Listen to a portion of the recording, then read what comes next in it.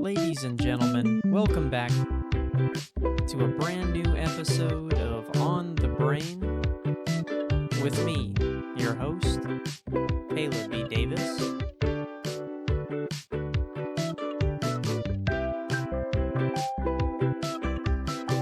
All right, everybody, welcome back to the show.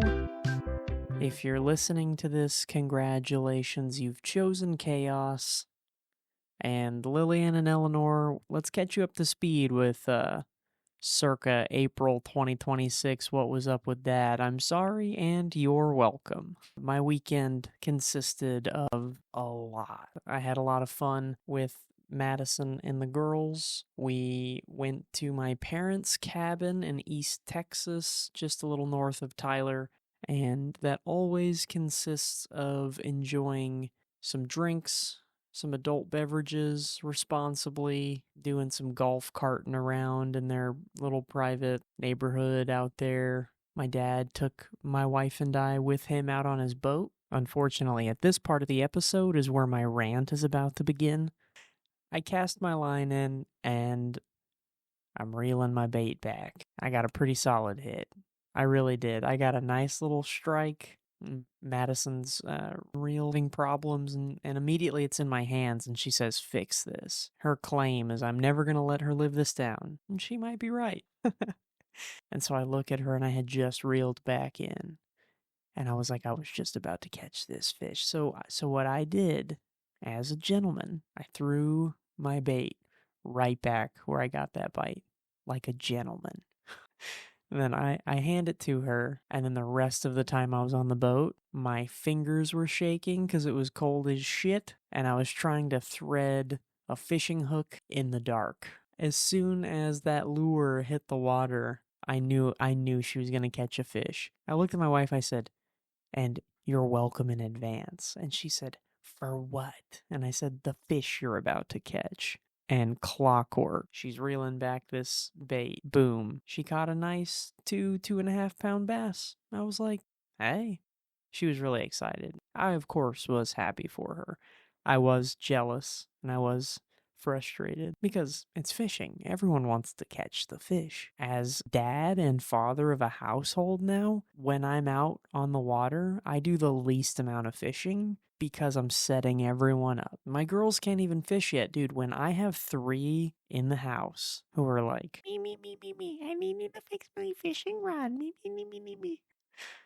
I guess that might be the better of the problems to have with the 3 ladies of the house. You're never gonna let me live this down. No. I'm not gonna let you live it down. She was like, I don't want to hold it. She has to have gloves on. That's fine. I get it a little bit. When I'm out there, I don't care. So I'm grabbing fish, putting her lure back on, fixing her bait, whatever. Grabbing the fish. Everything else, I'm pretty hands-on. I'll do it for her. I'll help her out, whatever. Fast forward through the night. I was up kind of late with the girls. I do my best to just try to do it as a courtesy. Try to give Madison some time to get some extra rest. You know, I'm taking the girls, feeding them or changing them, and just turning myself into a living zombie, sporting this alive and well dad bod, looking well fed for an afterlife. This night, I fall asleep, and only some short hours later, my loving wife is to wake me up extremely aggressively, like she was trying to resurrect me and summon me back to life. Then, we were all about to go do some stuff, play ping pong and throw darts, etc. When you're in East Texas, the fun stuff to do, take golf carts places, whatever. I mean, it was raining and it was kind of cold this day, so it wasn't not a bad day to stay inside. We didn't have to go do anything. I'm not mad about it at all, but then it's middle of the day and Madison fell asleep for 3 hours. She fell asleep and we were feeding the girls. I was feeding a girl. My mom was feeding one of the girls. Madison falls asleep and we were just about to head out. The girls are eating and then they fell asleep and then I was like, well, I don't know what our plans are anymore, but it looks like there's at least a pause to what we were going to do until the girls wake up. No matter the weather being cloudy, rainy, and surprisingly cold for like mid-April in East Texas, the weather was great for fishing, phenomenal. And honestly, I love that cabin. I love that my daughters get to grow up there and make memories there. Madison and I, we always spend the whole time that we're there picking on each other, probably a little too aggressively, too often, but that's just us. And in those little moments, I feel our bond and our relationship grows stronger.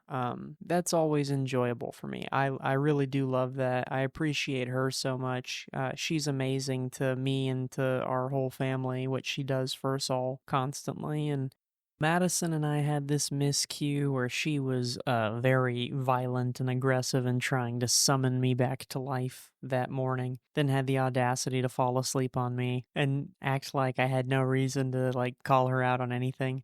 Her and I, we spoke about this with each other, and I even told her, I was like, yeah, isn't this backwards from this morning? And she was like, I'm sorry, I was tired. And I was like, yeah, you don't think I was tired this morning?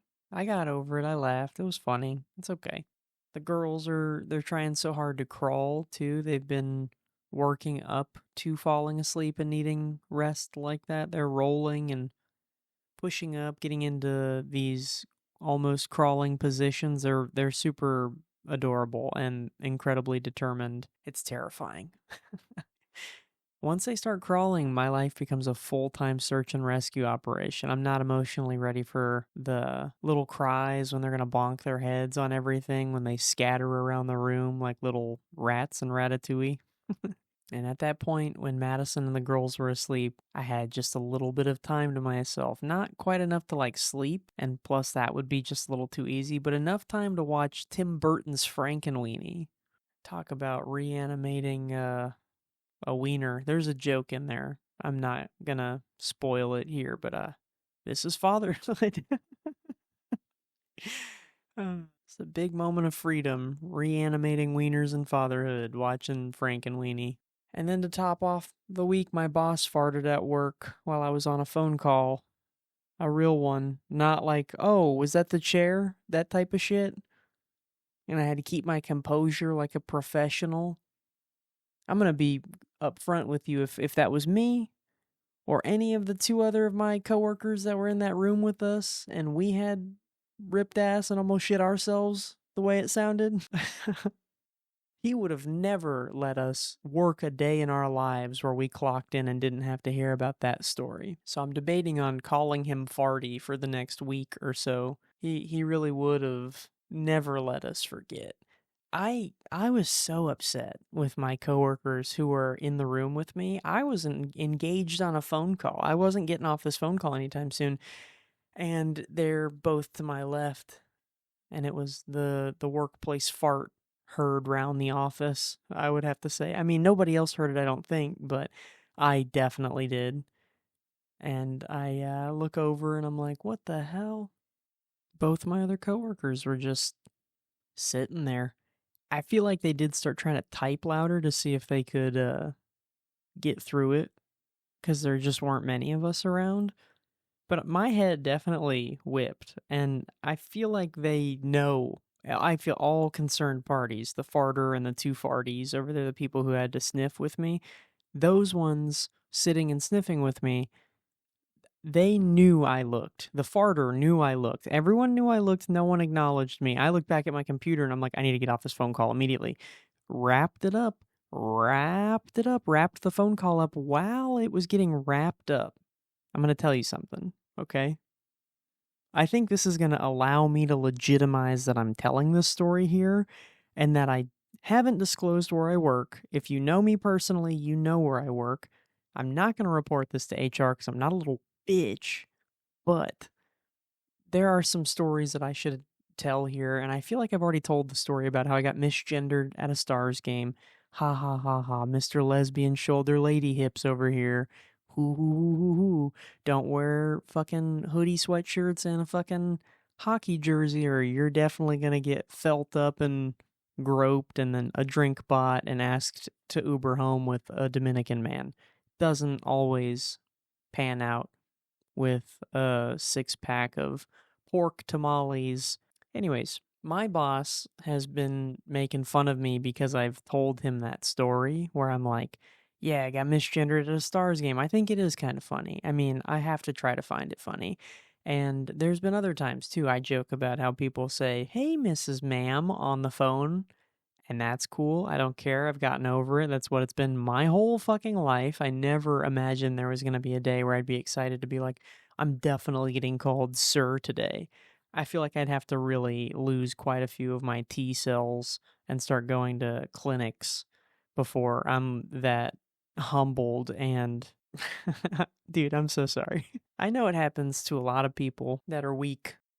Also, jokes, chill the fuck out, everybody. Especially men. I could feel like somebody would be too sensitive to that. Leave it to a man with a low T count to be overly sensitive about a joke about testosterone counts. Anyways, this whole conversation, I got off the phone call. I'm sitting there listening to my coworkers. The fart sat for like 15 seconds where no one said anything, but like everyone did kind of lean in towards the common area of tension. Just, are we gonna talk about that? And then my boss who farted is the one who said, oh, whoops, that one slipped through or something like that. And I guess the reason I told some of this, I'm telling this story a little out of order, but I was on the phone call and my coworkers that were next to me, I had just gotten out of like a little bit of an argument with my boss when I walked in because I was late this day. I was late this day at work. I was in 10 minutes late. I clocked in 10 minutes after when I was supposed to clock in. No one said anything to me. I was like, okay, cool. I don't care. Like, I know that I did wrong. I'll figure it out. I'll fix it. I've been a lot better about showing up on time. And I come in from my break. This is right before my boss ripped ass. This is right before I answered the phone call that did not allow me to talk to my boss when he damn near shit his pants. And I'm telling you this because I think this justifies me telling the story about how my boss did almost shit his pants because of how I tell all these stories all the time about how people misgender me. And I walked in from the end of my first break. My boss is there with my two other coworkers I mentioned. He looks at me and he looks at me and goes, where have you been? Starts giving me shit, right? When I'm taking a break that he like mandates I take. He's like, you have to, it's a state law, blah, blah, blah, blah, blah. And I stand up, or I'm already walking to my chair. I'm coming back into the room, and he was like, where have you been? I was like, I exhaled like that, and I looked at him, I was like, hey, I was 20 minutes late getting to work today, and I didn't hear anything from you. I was taking my 15-minute break that you're so adamant that I have to take. I don't want to hear anything out of you right now. And I'm kind of being like sassy towards my boss and sarcastic a little bit, but mostly I am talking some shit and I'm being pretty direct with him. And he was disarmed because I had some valid fucking points and some unwarranted frustration, I guess, as far as what he saw, because he didn't know why I was so frustrated with him, even though he should have fucking known. And so after I said that to him, he looked at one of my other coworkers who, this becomes important as well. He looks at one of my other coworkers and says, I just wanted to make sure he was butchy and lesbian today. And I looked over, and my coworker he said that to is also in this community that my boss happens to be in as well. Not to disclose too much personal information, but like, he's saying that because he belongs to the community, right? In which he's saying, I'm looking butchy and lesbian. The reason I'm telling about any of this. Anyways, this motherfucker almost farted shit his pants. And I was on a phone call and I thought it was the funniest fucking thing ever. And I couldn't fucking laugh. I had to keep my composure. And I feel like I deserve a promotion or at least employee of the month or a bonus or something. That was my week. And you know what? I guess this makes this full circle. The last night we were at the cabin, everyone's exhausted. We'd all been drinking. And the dogs, they just both decided to start humping it out. It was awesome. You should have seen it. I took videos, but I'm not sharing. Keeping them for myself. That concludes this episode of On the Brain with me, your host, Funny CBD, Caleb B. Davis. Follow this podcast on Instagram at OnTheBrainPod. In your ear and on the brain again with new episodes to tune into every week. Be sure to see the links in the description of this episode to donate to our PayPal as well as to join our community on Discord. Thank you.